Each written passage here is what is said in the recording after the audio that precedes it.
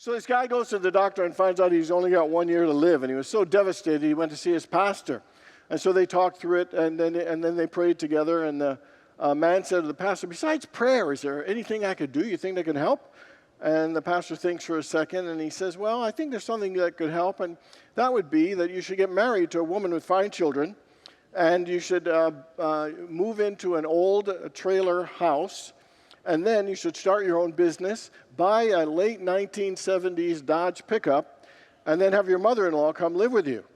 And the man is kind of puzzled, but he's desperate, and he says, "So do you think, Pastor, that it'll help me live longer?" The pastor says, "No, but I guarantee it'll make the time you have left seem like forever."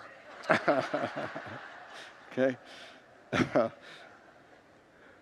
So how many people have ever had something that happened in your life that shocked you that you didn't see coming? Anybody? And how many people ever had an issue you knew you should deal with, but you chose to ignore it? And then how many people have ever had a pattern in your life keep repeating itself, and you said to yourself, "Why is this happening to me again?" Anybody?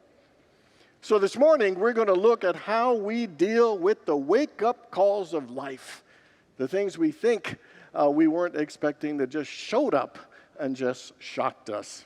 So we are in week 2 of our 6-week series on the songs of life, where I take famous songs we love, and extract a spiritual message and some powerful life lessons for us to live more fully, to live more consciously, to live more joyfully, and to live more lovingly. Last week we began with Katie Lang's song, Hallelujah, written by Leonard Cohen.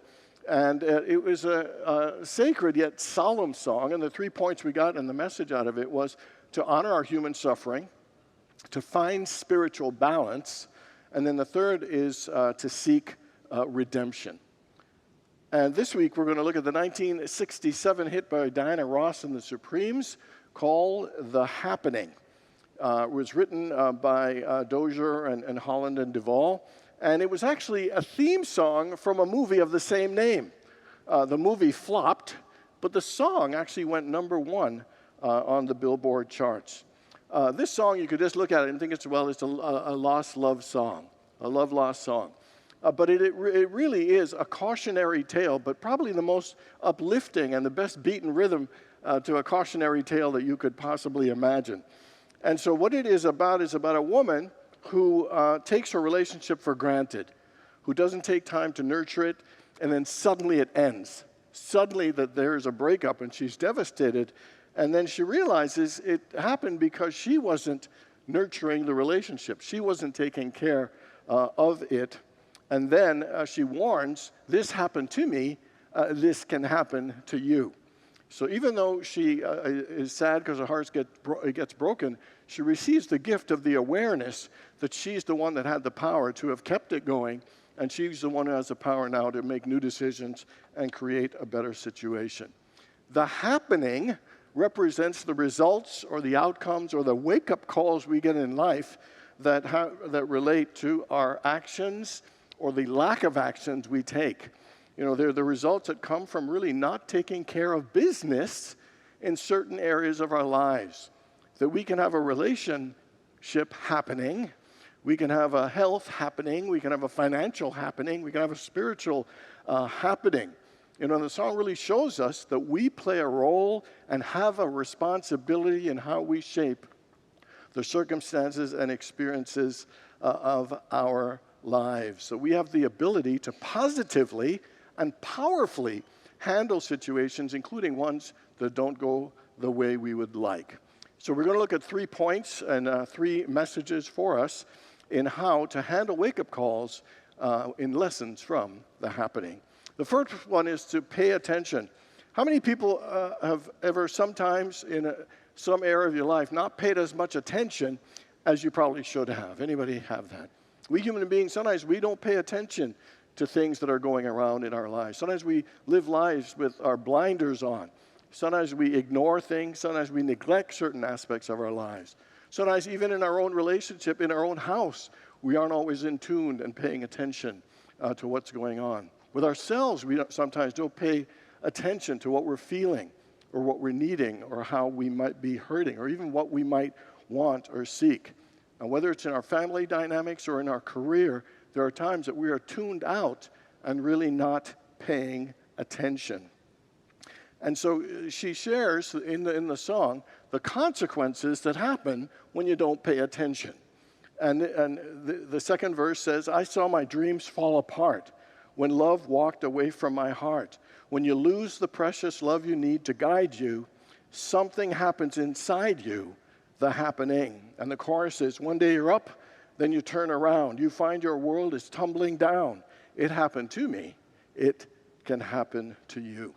So this is the warning and saying that there are consequences when we don't pay attention in our lives. Things will happen, that we will miss out, that we will get hurt, that we will block and deprive ourselves of the level of happiness that we are seeking. The Bible has multiple examples that say how important it is for us to pay attention. Proverbs 4, verse 20 to 23 says, my son, pay attention to what I say. Turn your ear towards my words. Do not let them out of your sight. Keep them within your heart, for they are life to those who find them, and health to one's whole body. Above all else, guard your heart, for everything you do flows from it. Proverbs 22:17 says, pay attention and listen to the sayings of the wise. Apply it to your heart, what I teach you. And then finally from Hebrews, it says, therefore, we must pay attention to what we have heard, lest we drift away. I'm not sure what they're trying to say, but I'm thinking it's pay attention. And to pay attention really means to listen, to be attentive, to tune in, to be aware of what we're doing, to be aware of what we're feeling, to be aware of how we're living and how we are showing up in life. It is to be willing to be understanding, and to acknowledge what's really going on in us and in our lives. And to me, paying attention is a sign of a willingness to learn, a willingness to change, a willingness to improve, a willingness to be guided and to transform into something greater. To me, happenings and the wake-up calls are life's way of telling us and guiding us to say there's a better way than this. There's greater peace, there's greater happiness beyond the way that you're currently showing up in life. To me, the happenings show us areas of our lives that need some attention, areas of our lives that might need some clarity and guidance. It's about bringing them into the light, to gain the best from them. And to me, paying attention is about being aware without judgment and without shame.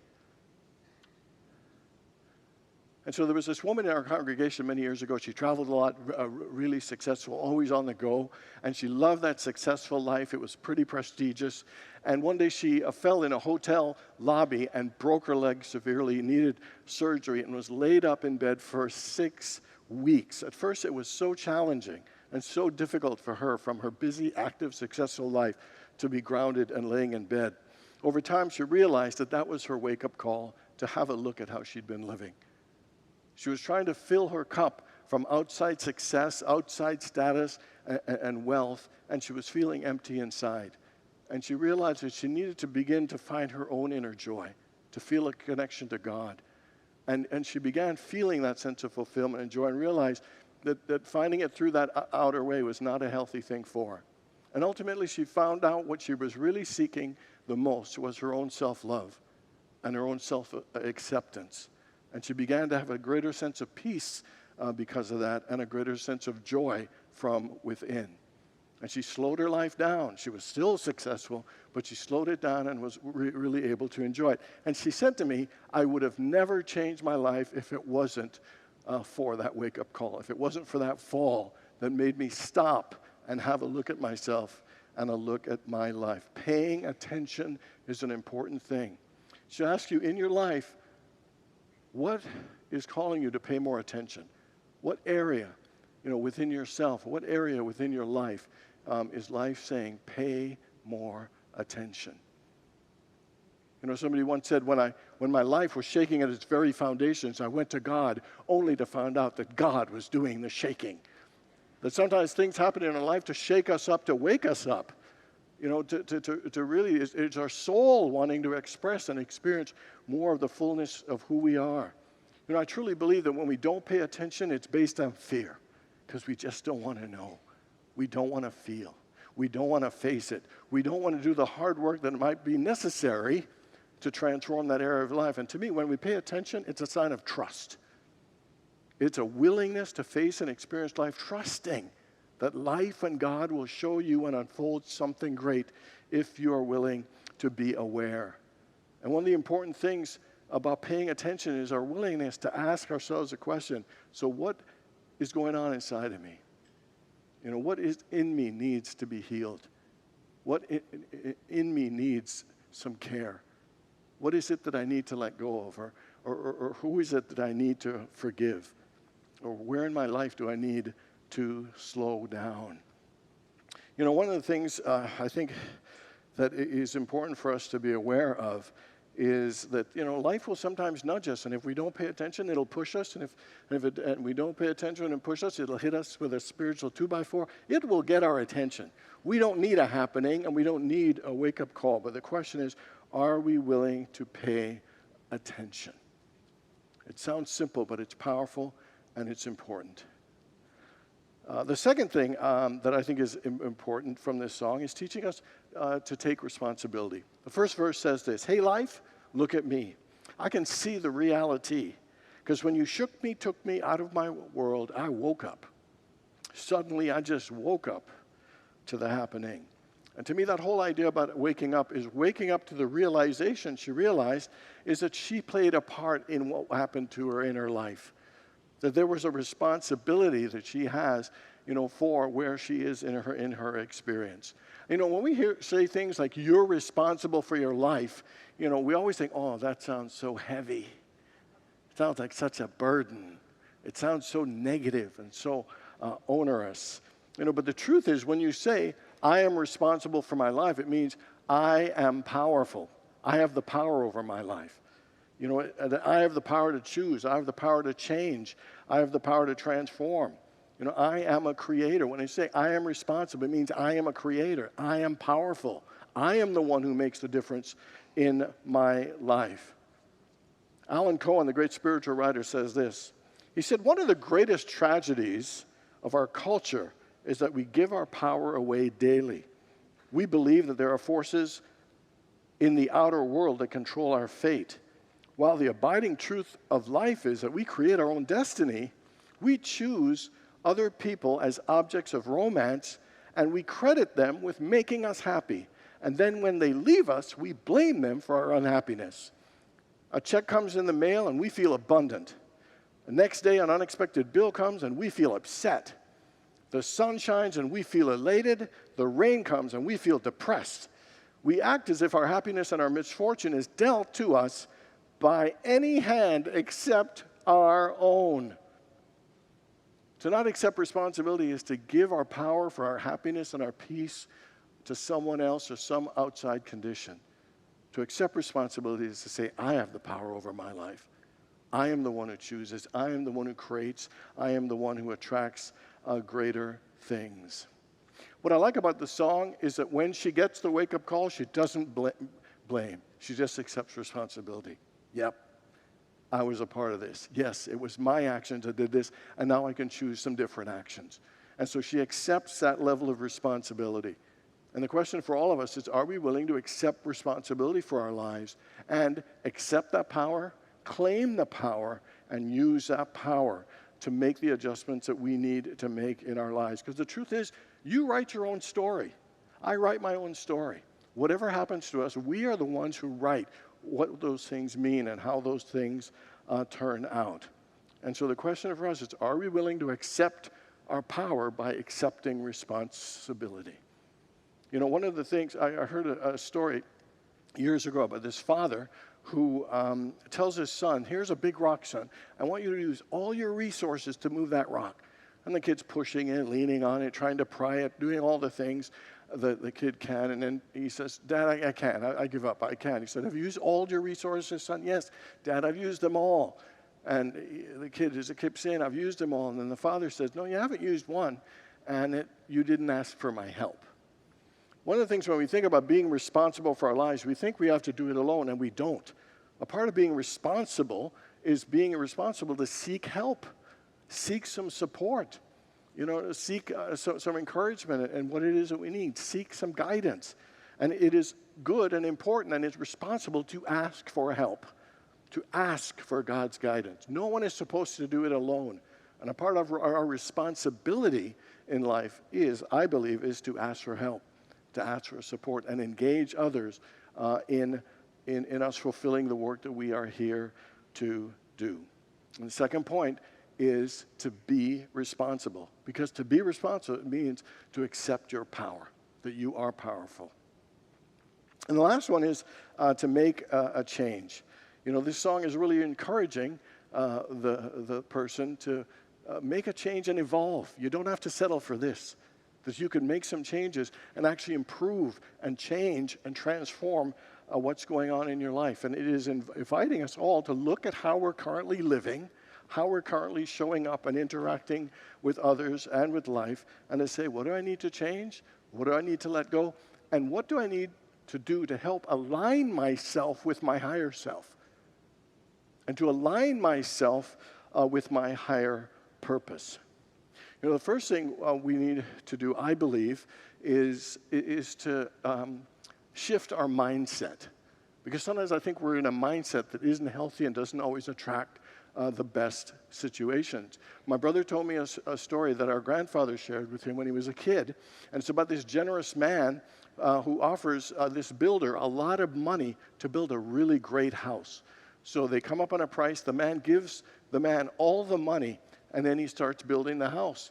But he starts cutting corners, and he starts using cheaper materials. And he starts just doing it fast and a sloppy job because he's already got the money. He thinks he'll get more money. And so when it's over, the builder says, your house is complete. And the generous man says, no, this is my gift to you. It's your house. And the mindset we put out into the universe is the things that we attract. And we need to look, what is the mindset of this toughest situation in my life that I'm holding right now? Is it as positive as can be? Is it as God-centered as could be? Is it as abundant as it could be? Because our mindset makes a difference. And so it behooves us all to think, what is my mindset in my life right now, particularly facing a wake-up call, and what is a better mindset I could be holding? Wayne Dyer wrote a book called There is a Spiritual Solution to Every Problem. And it's to have that mindset, no matter how tired or negative or what area of our lives, is to know that the answer is spiritual. To turn to a higher power, to turn to prayer, to turn to meditation. So the first thing to make a change is to shift our mindset, look at our consciousness, and see what needs to be changed. The second one is to express the highest spiritual qualities. Recently, Phoenix lost a legend in Al McCoy. And, he was a Hall of Fame announcer, voice of the Phoenix Suns for 51 years, famous for his taglines of zing go the strings, or wham, bam, slam, and his most popular one, of course, Shazam. And he was popular for all this, but I'll tell you, for people who know Al, they would describe him as a person of incredible kindness and caring. He was friendly. He took time, and he was very approachable, and he was just a warm human being that cared about others. The first time we had lunch was 18 years ago at P.F. Chang, and we were sitting there, and some young kid was our waiter, and then we were just chatting, and the same kind of order, and I ordered, and then Al ordered, and the kid's eyes just lit up, and he says, "You're Al McCoy." He said, "I know your voice anywhere. My family, we've been listening to you for years. Even when there's a game on TV, we turn it down and listen to you." And Al was just so gracious. And he turned his attention on the kid and was so interested in the kid. That kid was on cloud 9. I'm sure it made his day, it made his week, and I'm sure it made his family's evening when he got home from work. And to behold how gracious a human being he was, and I saw many more times and many more examples, was just touching. He was known for his voice, but it was really his kind heart and his generous spirit that really makes him the legend that he is. They say in life, people will forget what you do, but they'll never forget how you made them feel. And that's one thing that Al McCoy did exceptionally well. He made everyone feel important. He made everyone feel valued and valuable. And so think of one quality that you could embody the way Al embodied kindness, and think what a difference it would make in your life. Could you imagine expressing more kindness in your relationship, in your work, in all areas of your life? Or could you imagine embodying and expressing more friendliness or more care, or more positive energy or more gratitude? I mean, what's one quality that if you express it, you would be known for that? People say, boy, that person is so caring, or that person is so compassionate, or that person is so joyful, or that person is so grateful and appreciative.